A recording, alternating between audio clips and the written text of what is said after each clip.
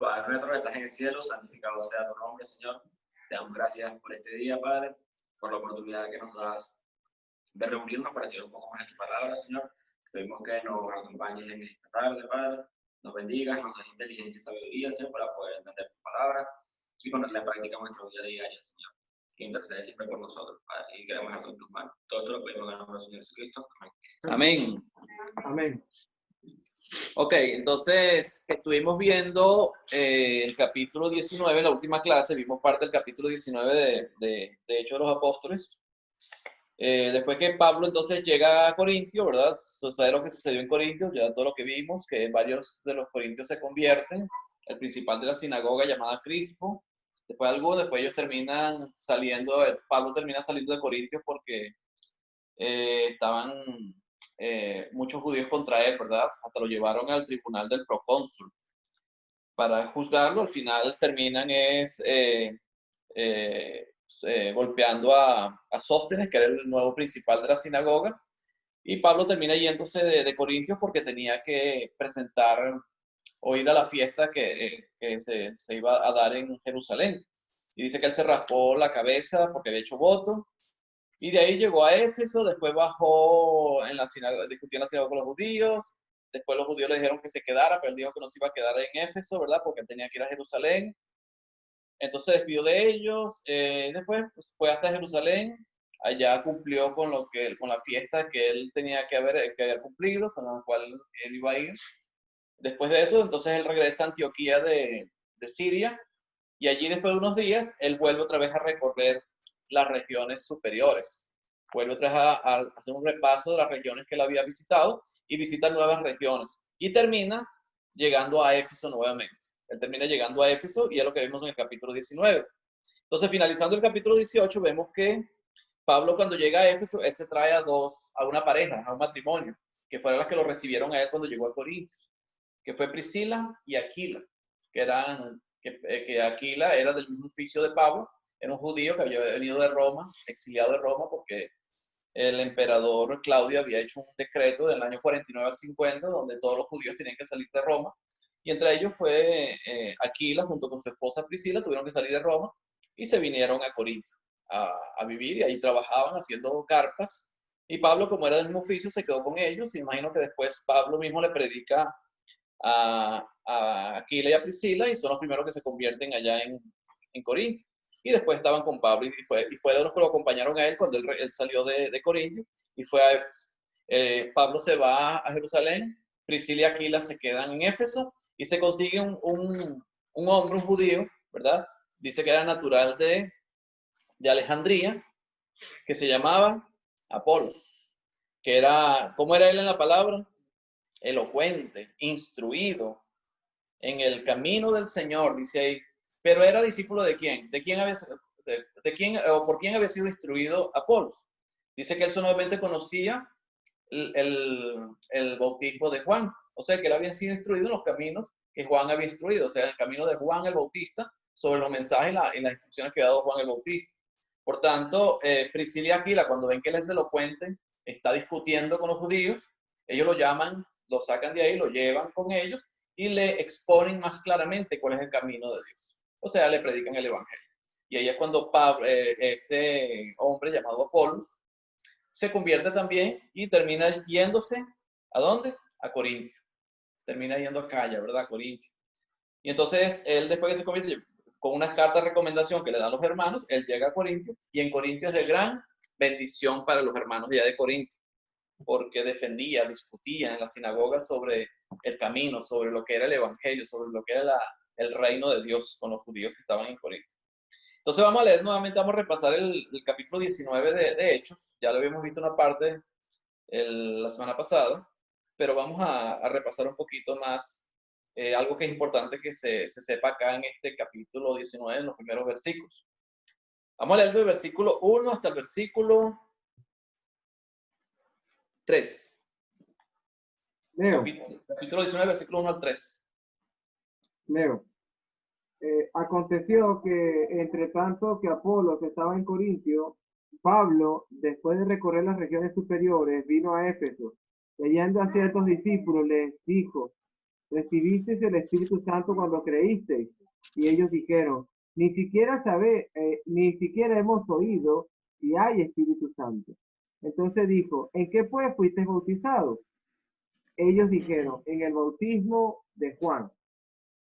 Entonces, aquí encontramos un buen argumento contra los que predican de que uno es salvo solamente por la fe. Que cuando uno obedece, por lo menos el caso del bautismo, ellos dicen que es una obra, y por tanto, como es una obra, no es para salvación, porque la salvación, según Efesios, es por la fe sin las obras, ¿verdad? No por obras para que nadie se gloríe, dice Efesios capítulo 2. O sea que esto es un buen argumento para demostrarle a los que predican de esa manera, de que no es solamente por la fe, porque hay un solo texto que habla de solamente por la fe, y lo encontramos en Efesios capítulo 2, en Santiago capítulo 2, después de Hebreos encontramos Santiago, en el versículo 24, que dice, vosotros veis pues que el hombre es justificado por las obras y no solamente por la fe. Es el único texto donde encontramos que se habla solamente de la fe, pero dice que el hombre es justificado por las obras y no solamente por la fe. O sea, que la fe sola, como dice el mismo Santiago, es muerta. La fe sin obras es muerta. O sea, la fe sola es muerta. Y este texto del capítulo 19 de Hechos se puede demostrar claramente que la fe no implica solamente una creencia intelectual, sino que va mucho más allá de eso. Entonces dice que Pablo, después de recorrer las regiones superiores, ¿verdad? Vino a Éfeso. Y hallando a ciertos discípulos, les dijo, ¿recibisteis el Espíritu Santo cuando creísteis? Entonces la pregunta que le hace Pablo, ¿cuál es? ¿Ustedes recibieron el Espíritu Santo cuando creyeron? Entonces cualquiera que diga que uno es salvo solamente por creer, dice, ¿viste? Uno recibe el Espíritu Santo solamente cuando cree, porque es la pregunta que le está haciendo Pablo a los hermanos o a la gente allá en Éfeso, a los discípulos de Éfeso. Es la pregunta, ¿ustedes recibieron el Espíritu Santo cuando creyeron?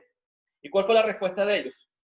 Y ellos le dijeron, ni siquiera hemos oído si hay Espíritu Santo. O sea, ni siquiera hemos escuchado acerca de un Espíritu Santo. O sea, porque para los judíos, entendemos que para ellos Jehová uno es, era lo que ellos repetían, la ley. O sea, lo que era la profesión de fe de ellos es, Jehová uno es. Y amarás al Señor Jehová con todo tu corazón, con toda tu alma, con todo tu ser, con todas tus fuerzas. O sea, para ellos Jehová uno es, era uno solo. O sea, para ellos no existía ni Padre, ni Hijo, ni Espíritu Santo. Por eso ellos dicen, ni siquiera hemos oído que hay Espíritu Santo. Ahora, fíjese cómo le contesta Pablo. Entonces dijo, ¿en qué pues fuisteis bautizados? O sea, ¿cuál sería la contestación lógica de Pablo si la salvación fuera solamente por fe? Él no hubiera dicho, ¿en qué pues fuisteis bautizados? Hubiera dicho, ¿en qué pues creísteis? Tenía que haber sido la respuesta correcta, congruente, con la pregunta que él está haciendo a ellos. Entonces, ¿qué implica esta fe de la que habla Pablo? Que la fe implica también obediencia al Evangelio, que es el bautismo. Él dice, entonces, ¿en qué fuisteis bautizados? O sea, si ustedes no creyeron, o sea, no han recibido el Espíritu Santo, ¿en qué pues fuisteis bautizados? O sea, ¿qué le enseñaron a ustedes acerca del bautismo? Acerca de esa fe, la cual ustedes dicen que creyeron, han creído. Entonces ellos dijeron, en el bautismo de Juan. Y sabemos cómo fue el bautismo de Juan. Era un bautismo de arrepentimiento para preparar los caminos del Señor. No es el mismo bautismo de Cristo. Pero el caso es que se puede identificar claramente entre la fe y el bautismo. O sea que la fe incluye el bautismo, según lo que está explicando el mismo apóstol Pablo aquí. La fe incluye el bautismo. Entonces dijo el versículo 4, dijo Pablo, Juan bautizó con bautismo de arrepentimiento, diciendo al pueblo que creyese en aquel que vendría después de él. Esto es, en Jesús el Cristo. Entonces, ¿cuál fue el mensaje de Juan el Bautista? Que creyesen en aquel que vendría después. ¿En quién? En Jesucristo, que era el Mesías que ellos estaban esperando como judíos, que ellos no lo habían reconocido. Y estos discípulos a los que Pablo le está predicando, que estaban en Éfeso, eran discípulos de Juan y solamente habían sido bautizados en el bautismo de Juan, pero estaban esperando el Mesías. ¿Qué hizo Pablo? Cuando oyeron esto, fueron bautizados en el nombre del Señor Jesús. no fue que fueron bautizados nuevamente, sino que a partir de la resurrección de Jesús, cuando se establece el nuevo pacto, cuando ya Jesús deja la gran comisión, ya es un bautismo nuevo, ya es el bautismo correcto, es el bautismo que existe hasta el día de hoy, que es el bautismo en Cristo Jesús. Hasta antes de Jesús, o antes que Jesús muriera y fuera y resucitara, el bautismo que existía era el bautismo de Juan. Y el bautismo de Juan tenía un propósito, el cual fue cumplido. Después entró en vigencia el bautismo de Cristo, que también tiene un propósito y el cual sigue vigente hoy en día, que es para perdón de los pecados, ser lavado con la sangre de Cristo y que nuestros pecados sean perdonados y poder ser añadidos al reino de Dios y que el Espíritu Santo venga a habitar en nosotros. Vamos a leer versículo 6. ¿Alguna pregunta sobre esto? No, hermano, estamos claros. Leo el versículo 6. Y habiéndole impuesto Pablo las manos, vino sobre ellos el Espíritu Santo y hablaban en lenguas y profetizaban. Ok, entonces Pablo, ¿por qué le impone las manos? El bautismo es para perdón de pecados. Si nos vamos a Hechos capítulo 2, versículo 38, el apóstol Pedro, cuando predica el primer mensaje evangelístico allá en la fiesta de Pentecostés, los judíos que estaban en la fiesta le preguntan a Pedro y a los apóstoles, varones hermanos, ¿y ahora qué haremos? Pedro le dice, arrepentíos y bautícese cada uno de vosotros en el nombre de Jesucristo para perdón de los pecados y recibiréis el don del Espíritu Santo. Entonces dice que recibirían el don del Espíritu Santo. Y aquí Pablo, después que los bautiza en el nombre de Jesús, ellos tienen que haber recibido el don del Espíritu Santo, pero también les impone las manos. ¿Les impone las manos para qué? Para que reciban el Espíritu Santo, venga sobre ellos el Espíritu Santo, y cuando viene sobre ellos el Espíritu Santo, ellos empiezan a hablar en lenguas y a profetizar. O sea que ellos reciben un poder, el poder que da el Espíritu Santo. Pero ¿cuál es ese Espíritu Santo que da ese poder? El que se obtiene por la imposición de las manos de los apóstoles, que eran los únicos que podían dar ese poder, que eran los apóstoles, tanto los que estuvieron en Pentecostés, como el apóstol Pablo en este caso, que fue escogido directamente por Jesús, y él tenía el poder de imponer las manos para que ellos recibieran el poder también de profetizar y hablar otras lenguas. Eso tenía un propósito. No era simplemente manifestar al mundo de que ellos eran de Dios. Simplemente el hablar en lenguas era para poder comunicar el mensaje a otras culturas o otras lenguas, ¿verdad? Otras naciones, donde hablaran lenguas diferentes y poderse comunicar con ellos, que fue lo que pasó en el día de Pentecostés, cuando muchas naciones estaban reunidas y ellos les escuchaban hablar en su propia lengua, en la que habían nacido. Entonces eso les llamó la atención. Podían escuchar el mensaje, podían entenderlo.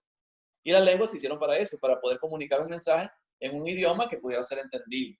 Y el profetizar, ¿qué era?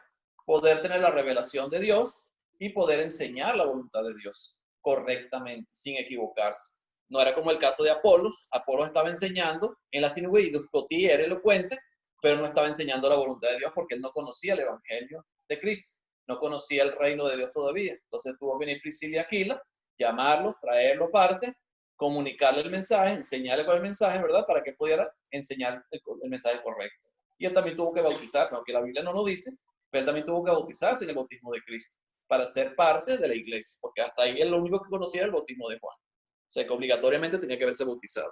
Así como Priscila y Aquila también tuvieron que haberse bautizado, porque eran judíos que venían de Roma, ni siquiera conocían el evangelio todavía. Entonces ellos reciben el poder del Espíritu Santo y empiezan a hablar en lenguas y a profetizar. Revelación de la palabra de Dios, porque tenían que enseñar la palabra de Dios. Vamos a seguir leyendo el versículo 7 en adelante. Eran por todos unos 12 hombres. Y entrando Pablo en la sinagoga, habló con denuedo por espacio de 3 meses, discutiendo y persuadiendo acerca del reino de Dios. Eran por todos unos 12 hombres, los discípulos que consiguió, a los que Pablo les habló, y que habían conocido solamente el bautismo de Juan y que fueron bautizados y recibieron no solamente el don del Espíritu Santo como arras de nuestro espíritu, según nos dice Efesios en el capítulo 1, sino también recibieron el poder del Espíritu Santo con la imposición de las manos. Eran 12 hombres y Pablo dice que se quedó por espacio de 3 meses, ¿no? De 3 meses. Entrando a la sinagoga, habló de nuevo un espacio de 3 meses discutiendo y persuadiendo acerca del reino de Dios. La costumbre de Pablo cuando llegaba a cualquier ciudad o cualquier región era primeramente iba a la sinagoga. y entendemos por qué él iba primeramente a la sinagoga, porque era más fácil predicarle a un judío que a un gentil. Y ahí él tenía más facilidad porque ellos conocían las escrituras, ya creían en Dios. Fue como la predicación de Pentecostés. Pedro no tuvo que convencerlo de que Dios era Dios, no tuvo que convencerlo de las profecías porque ellos conocían a Dios y conocían las profecías. Él simplemente tuvo que identificar a Jesús con las profecías para que ellos conocieran acerca de Jesús y pudieran creer en él.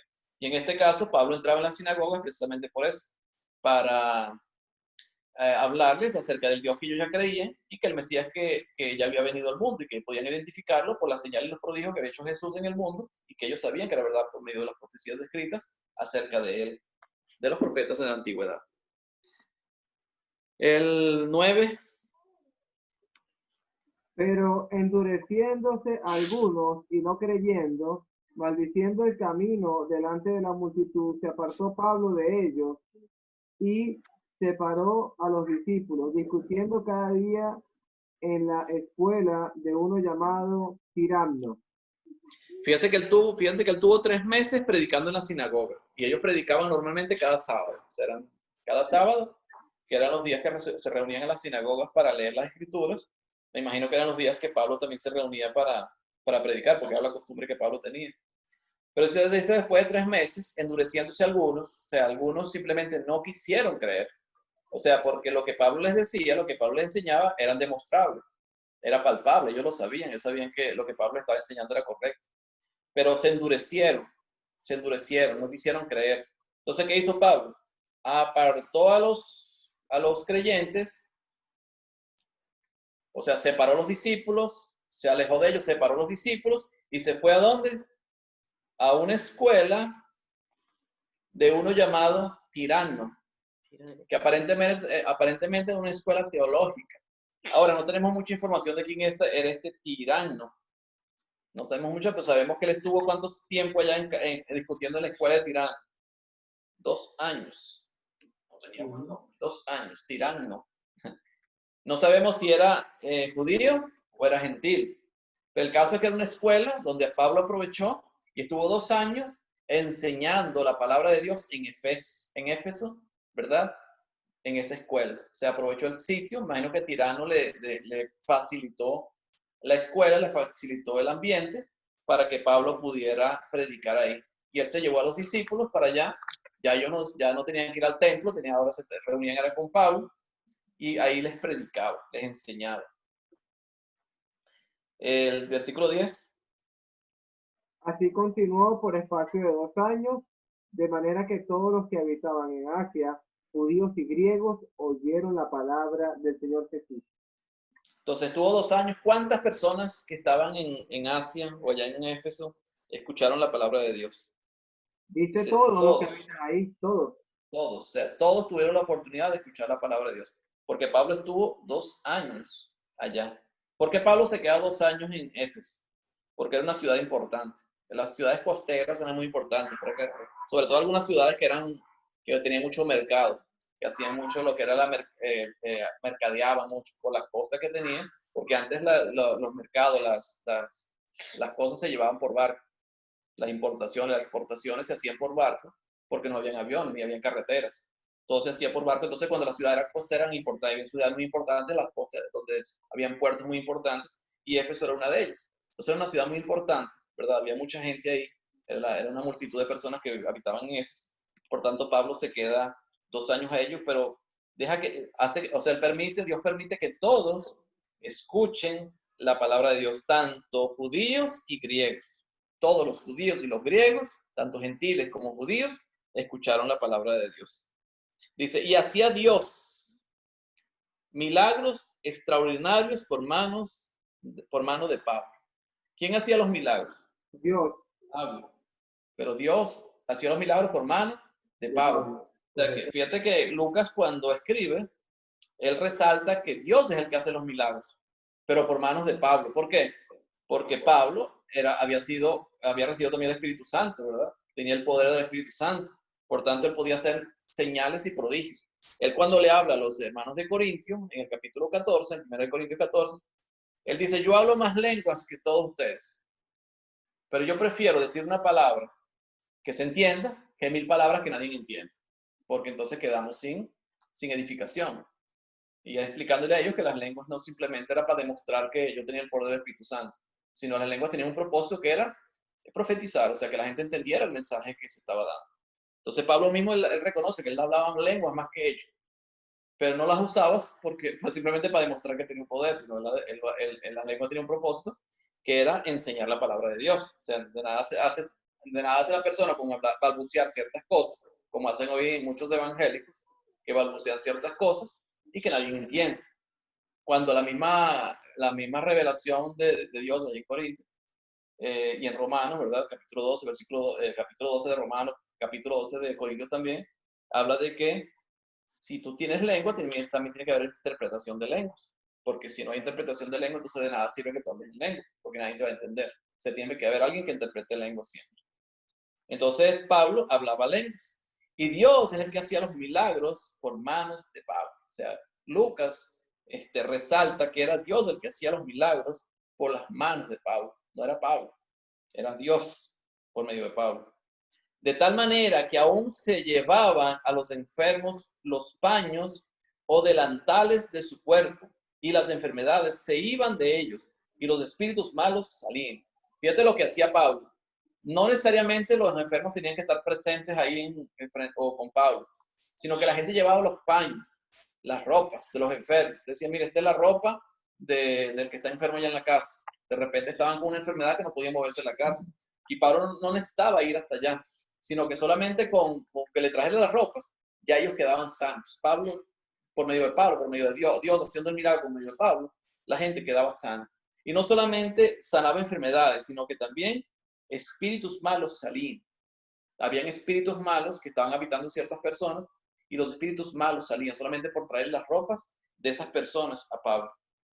Fíjate lo que hacían algunos judíos exorcistas. Vamos a leer el versículo 13 hasta el versículo 16. Leo. Pero algunos de los judíos, exorcistas ambulantes, intentaron invocar el nombre del Señor Jesús sobre los que tenían espíritus malos, diciendo, os conjuro por Jesús, el que predica Pablo. Había 7 hijos de un tal Esceva, judío, jefe de los sacerdotes, que hacían esto. Pero respondiendo el espíritu malo, dijo, a Jesús conozco y sé quién es Pablo, pero vosotros, ¿quién sois? El hombre en quien estaba el espíritu malo, saltando sobre ellos y dominándolos, pudo más que ellos, de tal manera que huyeron de aquella casa desnudos y heridos. Entonces, pero algunos de los judíos, fíjense que no eran gentiles, a pesar de que estaban en una nación gentil donde ellos adoraban era la diosa Diana, tenían un altar, un templo de la diosa Diana. Estos eran judíos, los que trataron de invocar. Cuando ellos vieron que Pablo, por medio de Jesucristo, o invocando a Jesucristo, con el poder del Señor, ¿verdad? Los espíritus malos salían de los que estaban siendo poseídos. Estos hombres judíos, exorcistas ambulantes, también querían hacer lo mismo en el nombre de Jesús. O sea, como funcionaba en el nombre de Jesucristo, ellos quisieron hacer lo mismo. Dice, intentaron invocar el nombre del Señor Jesús sobre los que tenían espíritus malos, diciendo, os conjuro por Jesús, el que predica Pablo. O sea, no somos nosotros, el que predica Pablo. Nosotros no tenemos nada que ver con eso, pero como por medio de ese, los espíritus salen, entonces vamos a invocarlo también. O sea, no era más fácil creer en Jesucristo. Si Jesucristo tenía ese poder de sacar espíritus malos, de poder curar personas que estaban enfermos, era fácil curar, era fácil creer en Jesucristo. Era sencillo para ellos, viendo las señales que se hacían. O sea, era más sencillo, era muy sencillo, era algo lógico, pues, creer en lo que Pablo estaba diciendo. Pero ellos endurecidos, imagino que son de los que se endurecieron, según lo que vimos en el textos anteriores, fueron de los que se endurecieron y no quisieron creer. Ellos simplemente querían invocar el nombre de Jesús para hacer el milagro, para que el espíritu inmundo saliera de las personas que estaban siendo poseídas. Y había 7 hijos de un tal Esceva. Fíjense quién eran estos judíos. Había 7 hijos de un tal Esceva, judío, jefe de los sacerdotes que hacían esto. ¿Quién eran ellos? El Esceva tenía hijos. ¿Y quién era ese Esceva? Jefe de los sacerdotes. O sea, tenía que ser un levita. Para poder ser sacerdote y jefe de los sacerdotes, tenía que ser un levita. Y los levitas, según lo que entendemos por la ley de Moisés y por la historia del pueblo de Israel, los levitas eran los que ministraban en el templo, eran los sacerdotes de Dios. Y eran los que ministraban en las cosas de Dios. Y eran los que habían sido autorizados por Dios para ministrar en las cosas de Dios. Y ellos también eran exorcistas. Cuando tú tenías a alguien enfermo de un espíritu inmundo, ¿a dónde lo llevaban? A los sacerdotes. Era lo lógico, ¿verdad? Pero se ve que los sacerdotes no podían hacer nada. Y entonces invocaron el nombre de Jesús, como Pablo sí lo podía hacer, y ellos veían que Pablo sí podía hacerlo en el nombre de Jesús, ellos trataron de invocar también a Jesús. ¿Y qué hizo el espíritu inmundo? Pero respondiendo el espíritu malo dijo, a Jesús conozco, y sé quién es Pablo, pero vosotros quiénes sois. Fíjense que el espíritu inmundo son demonios, ¿verdad? Son espíritus celestes o almas celestes o espíritus celestes, ¿verdad? Que conocían a Dios, porque venían de Dios, así como Satanás se rebeló contra Dios junto con los demonios y fueron arrojados, ¿verdad? De la presencia de Dios. Entonces ellos conocen a Dios, conocían a Jesús, lógicamente, y conocían a Pablo, ¿por qué? Porque Pablo era hijo de Dios, fue adoptado también como hijo de Dios, fue escogido por Jesucristo. Cuando somos adoptados como familia de Dios, cuando nos bautizamos, somos conocidos por Dios. Y cuando somos conocidos por Dios, cuando formamos parte de su familia, no solamente Dios nos conoce, sino que también Satanás nos conoce. Y en este caso, estos espíritus inmundos no conocían a ellos, no los conocían a ellos, a pesar de que eran judíos, sacerdotes, levitas, y que eran los que ministraban el templo de Dios. O sea, ¿qué entendemos por esto? Que ya el sacerdocio levítico, tanto los judíos que no eran levitas como los levitas, dejaron de ser familia de Dios. Ahora, la condición para poder ser parte del pueblo de Dios, ya no se trata de ser el Israel físico, sino ahora somos el Israel espiritual. ¿Por qué? Porque tenemos que ser adoptados como hijos de Dios. Así como pasó en Pentecostés, allá en Hechos capítulo 2, donde los judíos que habían ido a la fiesta de Pentecostés tuvieron que creer en el mensaje que predicó el apóstol Pedro y los demás apóstoles, y tuvieron que bautizarse para el perdón de sus pecados y ser añadidos al pueblo de Dios. Y el Señor añadía a la iglesia los que habían de ser salvos. O sea que si uno no es bautizado, o ellos, si no es bautizado, aunque sean judíos, aunque sean levitas, dejan de formar parte del pueblo de Dios, o ya dejaron de formar parte del pueblo de Dios. Por tanto, no son conocidos por Dios. Ellos, la única manera de ser conocidos por Dios es que entren al camino de Dios, bautizándose también como muchos de ellos lo hicieron aquí en Éfeso. Entonces, ni el espíritu inmundo conocía a estos sacerdotes, o estos hijos de tal Seba, que también eran levitas, o eran sacerdotes. No los conocían. ¿Por qué? Porque no eran familia de Dios. Entonces, ¿a quién conoce Satanás? A los que son familia de Dios. ¿A quién ataca Satanás? A los que son familia de Dios. Porque los demás no necesitan atacarlos porque ya son de él. Ya están perdidos. Eso es lo que tenemos, lo que vemos en este texto. Importante para nosotros y que lo entendamos. Dice, pero vosotros, ¿quiénes sois? O sea, ¿quiénes son ustedes? Y el hombre en quien estaba el espíritu malo, saltando sobre ellos y dominándolos, pudo más que ellos, de tal manera que huyeron de aquella casa desnudos y heridos. Entonces el hombre, había un solo hombre, eran 7 hijos de un tal Seba. El hombre era uno solo, pero dice, ¿quiénes son ustedes? Saltando sobre ellos, los hirió y hasta les rompió y les quitó la ropa. Y tuvieron que salir avergonzados de aquella casa, no solamente no pudiendo haber curado al hombre que estaba con el espíritu inmundo, sino que también salieron desnudos y heridos de esa casa. O sea, fueron avergonzados completamente. ¿Por qué? Simplemente porque tenían un corazón duro y no querían creer en Jesús. Viendo las señales, viendo los prodigios, viendo las profecías, escuchando la predicación de Pablo, que era fácil de creer en ese momento. Era sencillo. El 17. Leo. Y esto fue notorio a todos los que habitaban en Éfeso, así judíos como griegos, y tuvieron temor todos ellos, y era magnificado el nombre del Señor Jesús. Y esto fue notorio, o sea, esto fue como una señal, fue como un mensaje para todos los que habitaban en Éfeso. O sea, todos los que habitaban en Éfeso supieron de esto. Me imagino que no todos los de Éfeso estaban ahí, pero todos supieron esto que había pasado.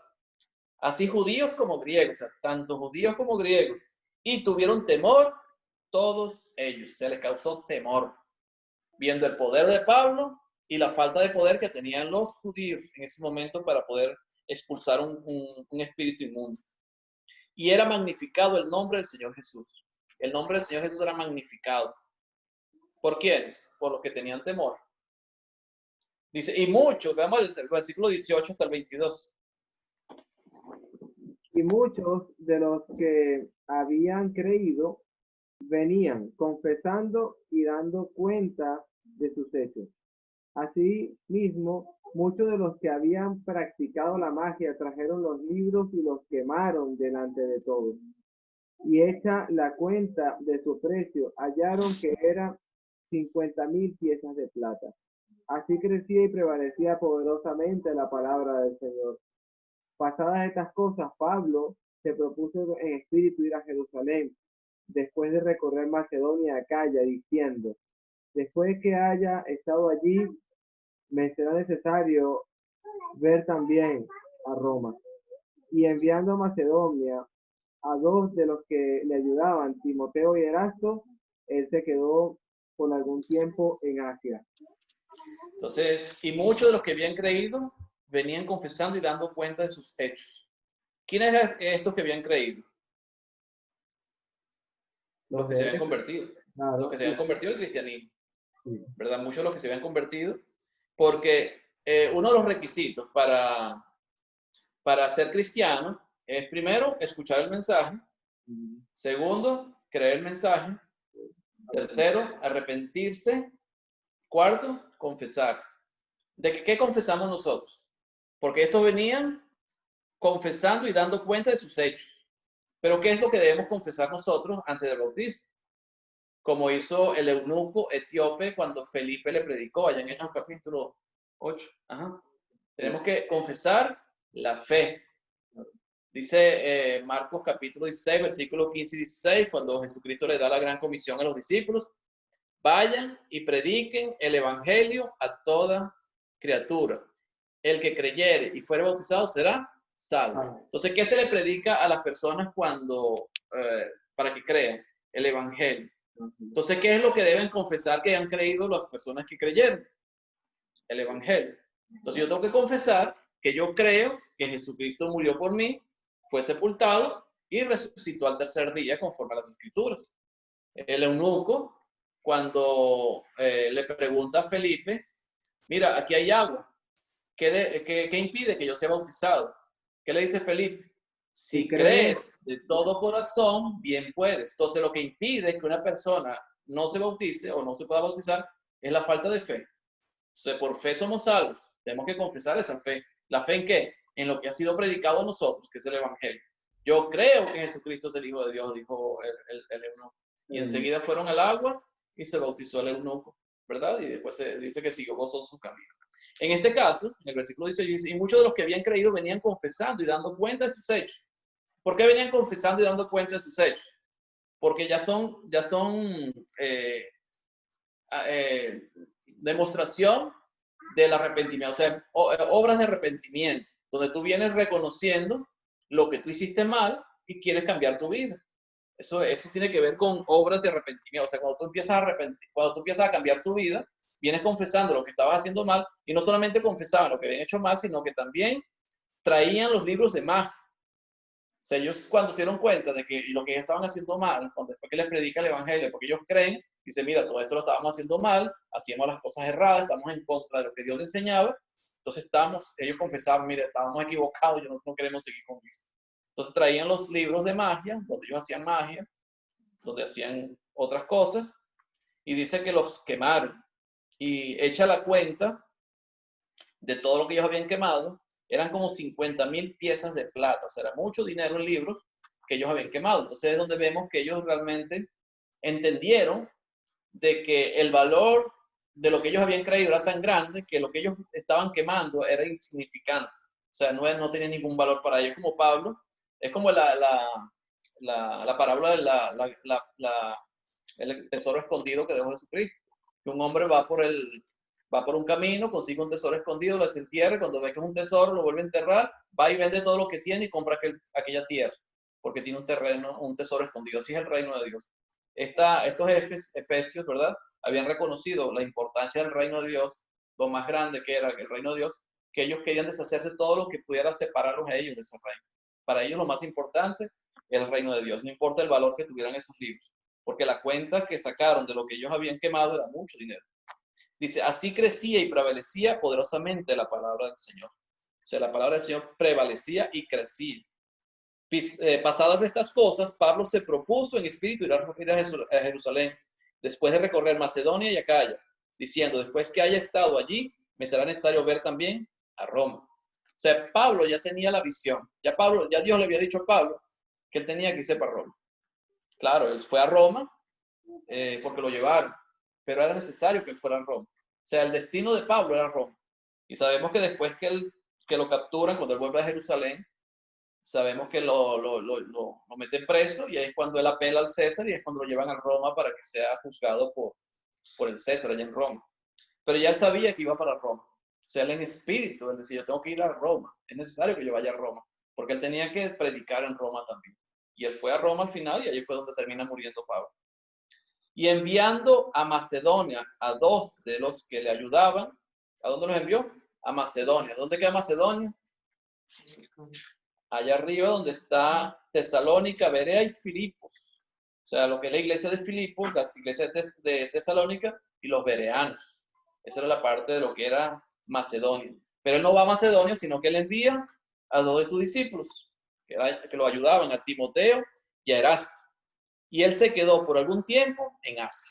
O sea, él se quedó otro tiempo, ¿dónde? Ahí en Asia, en Éfeso. Y fue a otras regiones después de Asia. En el 23 vamos a ver un alboroto que hubo en Éfeso con los plateros, un platero, ¿verdad? Que hacía templecillos de Diana. Había templecillos, o sea, templecillos tiene que venir a la palabra templo. Él hacía pequeños templos de plata de Diana. O sea, que era lo que ellos vendían. O sea, la gente, porque había el templo de la gran diosa Diana para ellos, los efesios, y él es el que hacía los templecillos. Claro, y hubo alboroto ahí en Éfeso, ¿por qué? Pues eso no lo vamos a ver hoy, porque ya la hora está pasando. Pero hubo un gran alboroto porque Pablo predicaba en Asia, en toda Asia, no solamente en Éfeso, que los dioses no son los que se hacen con manos de hombre. Y entonces ellos se preocuparon, los artesanos que hacían los templecillos de Diana, o los que vendían, porque era el negocio que ellos tenían, y el negocio se le iba a caer. Porque si la gente dejaba de comprar los templecillos de Diana, y dejaban de adorar a la diosa Diana, y dejaban de comprar los templecillos, entonces se le iba a caer el negocio a los artesanos de Éfeso. Y hubo gran alboroto, y Pablo hasta los hermanos lo escondieron para que no fuera a ser tomado por estos efesios, ¿verdad? Y no lo fueran a matar también por estar predicando acerca de que los dioses no son hechos de mano. Y que en contra de la misma, aunque nunca hablaba en contra de la diosa Diana, pero sí hablaba a favor de que los dioses no son hechos de manos humanas y menos por artesanos, que Dios es invisible. Y eso le molestaba a ellos porque estaban perdiendo su negocio. Pero eso lo vamos a ver la próxima semana, el próximo miércoles, perdón, cuando estemos estudiando esta parte del capítulo 23 en adelante. ¿Preguntas? Amén, mi hermano. Bueno, por mi parte, no sé si hay preguntas por aquí, no, estamos, gracias a Dios, muy claros. Y bueno, la invitación al próximo miércoles a las 8 de la tarde, horario de España, 7 de la tarde, horario de Portugal, 2 de la tarde, Chile y Venezuela. Entonces, la estaremos pasando el día miércoles, la continuación del estudio del libro de los Hechos, capítulo 19, a partir del 23. Bueno, vamos a orar para dar finalizada esta reunión. Oremos. Padre, Señor, te damos gracias por este momento. Te ruego que nos siga bendiciendo a todos los hogares, Padre. Tennos siempre en tus pensamientos, así como nosotros te pensamos a ti, Señor. Te ruego que bendigas a Agustín, a su familia, a Daniel, Señor, que están allí, a mi familia también, a toda la iglesia, y que podamos seguir reuniéndonos, estudiando acerca del libro de los Hechos para edificar. Igualmente, las personas que puedan ver este vídeo también puedan comprender y entender un poco más acerca de la palabra de Dios y que sea este factor multiplicativo creativo, así como es la palabra, que va dando más y más, así este estudio, igualmente la palabra de Dios sea esparcida por todos lados. En nombre de Jesús oramos y rogamos que esté siempre con nosotros. En nombre de Él oramos. Amén. Amén.